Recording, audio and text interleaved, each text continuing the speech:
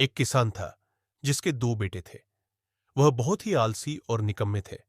वह अपने पिता को कामकाज में हाथ बटाने के बजाय आलस किया करते थे, इधर उधर घूमते फिरते थे। किसान को अपने बेटों की बहुत फिक्र थी। वह सोचता था कि मेरे मरने के बाद इनका क्या होगा, ये अपना पेट कैसे भरेंगे, अपने परिवार को कैसे संभाल पाएंगे। एक दिन किसान की हालत बहुत ही गंभीर थी। कहने का मतलब, किसान मरने की हालत में था। तभी किसान ने अपने दोनों बेटों को बुलाकर उनसे कहा कि हमारे खेत में एक खजाना गढ़ा हुआ है, लेकिन वह किस जगह है उसकी जानकारी मुझे भी नहीं है, लेकिन खोदने बाद तुम्हें वो खजाना मिल जाएगा। इतना कहकर किसान भगवान को प्यारे हो गए। खजाने की खबर सुनकर दोनों बेटों के मन में लालच आ गया और वो दोनों खेत पर चले गए और खेत को खोदने लगे।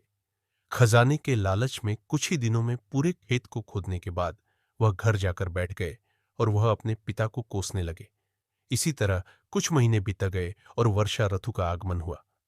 किसान के बेटों के पास पेट भरने के लिए सिर्फ एक ही जरिया था, वो है खेती।